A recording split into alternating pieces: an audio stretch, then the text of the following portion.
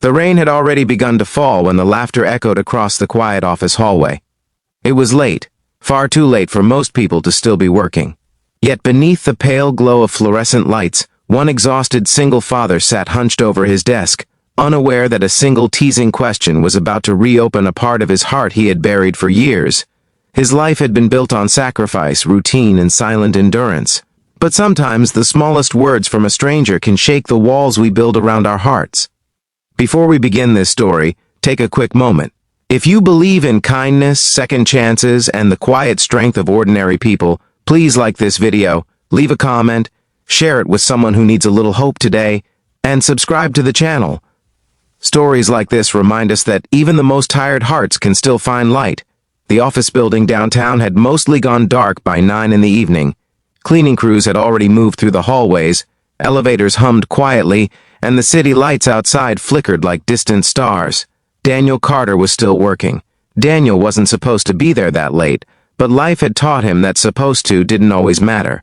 Bills didn't care about schedules, school fees didn't wait for comfort, and raising a 6-year-old daughter alone meant that every extra hour mattered. He rubbed his eyes and stared at the numbers on the spreadsheet in front of him. His shoulders ached, and his coffee had gone cold hours ago. The world outside the window buzzed with life. Restaurants, laughter, couples walking down wet sidewalks, but Daniel had grown used to watching it from a distance. 3 years earlier, his world had shattered in a hospital hallway when his wife, Emma, lost her long battle with illness. In one cruel moment, Daniel had become both father and mother to their daughter, Lily. Since that day, his life had narrowed into one mission: survive long enough each day to give Lily a better tomorrow. And he had done it quietly. No complaints, no dramatic speeches, just endless mornings packing school lunches, evenings helping with homework, and nights like this, working overtime while the city slept. Daniel leaned back in his chair when the soft sound of heels approached down the hallway. It was unusual to hear footsteps this late. Most of the executives had already gone home hours earlier. He didn't look up at first, but when a playful voice finally broke the silence, he froze. She stood near his desk with an amused smile, arms folded casually as if she had just stumbled upon a curious scene.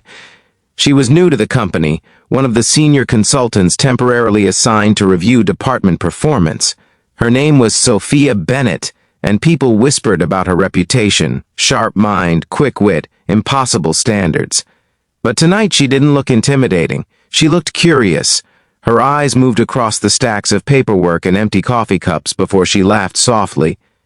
She teased that anyone still working this late must be amazing at night, asking him if he was married. It was clearly meant as a harmless joke, a light comment tossed into the quiet office air. But Daniel didn't laugh. For a moment the room felt strangely still. He lowered his gaze and answered quietly that he wasn't married, that he was still waiting. Something in his voice made the playful mood disappear instantly. Sophia's smile faded slightly. She hadn't expected that kind of answer. Daniel quickly returned to his work, hoping the moment would pass. People often didn't know what to say when they realized they had stepped too close to someone's private grief. But Sophia didn't walk away. Instead, she slowly pulled out the chair across from him and sat down.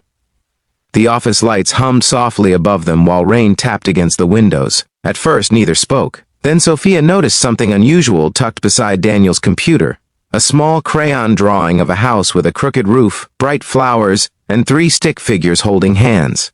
Above them was a child's messy handwriting that read, "Me, Daddy, and Mommy in heaven watching." Sophia looked at the drawing longer than she meant to. Daniel noticed. He gently turned the paper face down, but it was too late. The silence now carried understanding. Sophia's voice softened as she asked about it, and slowly, carefully, Daniel explained. Not dramatically, not emotionally, just simple facts. His wife's illness, the hospital nights, the quiet funeral, and the little girl who still asked every night if her mother could see her from the stars. Sophia listened without interrupting. For someone known for sharp corporate negotiations, she suddenly seemed very human. When Daniel finished, he shrugged slightly, as if dismissing the weight of his own story. He said he guessed he was still waiting because love like that didn't disappear easily. Sophia didn't know what to say at first, so she asked about Lily, and that question changed everything.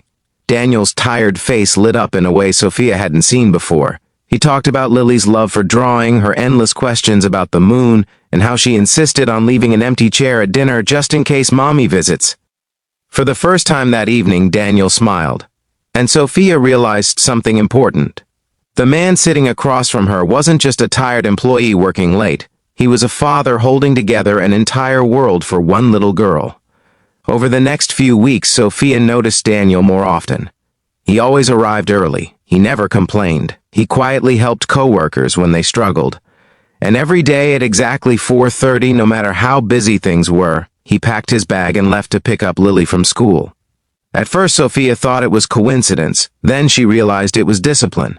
Daniel never missed that moment, not once. One afternoon, the company faced a crisis. A major report had to be finished by the next morning, and the team was falling behind. Managers started asking employees to stay late. Daniel hesitated. Sophia saw it immediately. Not laziness, not reluctance, just quiet conflict. Finally, he approached her office and apologized, explaining that he needed to leave for his daughter. He expected frustration, maybe even consequences. Instead, Sophia surprised him. She closed the laptop in front of her and said she would finish the report with the rest of the team. Daniel didn't understand. Sophia simply smiled and told him that some things mattered more than deadlines. That night, she stayed in the office until nearly midnight, and for the first time she began to see Daniel's life differently. Weeks passed. Then one evening, Daniel arrived at work looking unusually worried. Sophia eventually learned why.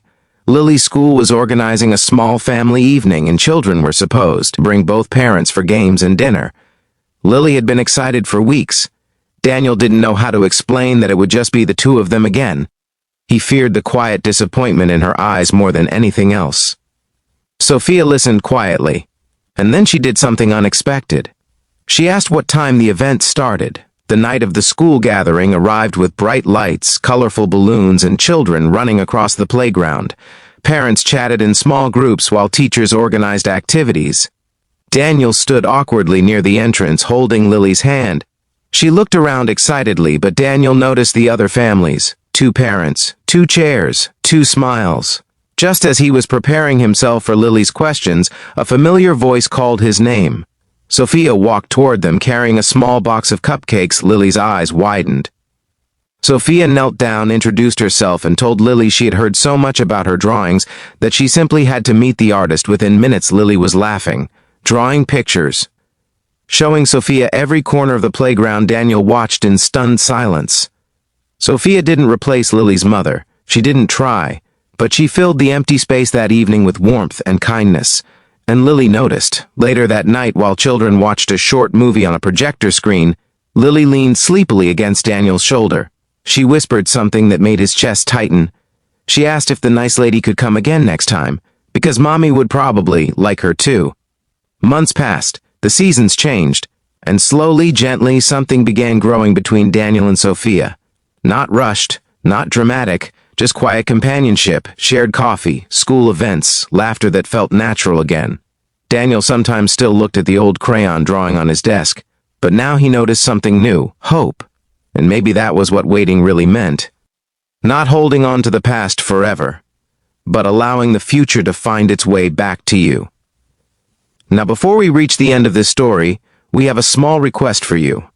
In the comments below, write the word hope. If you believe that even after loss, life can still surprise us with kindness and new beginnings. Because stories like Daniel's remind us that healing doesn't happen all at once. Sometimes it begins with a simple joke in a quiet office hallway.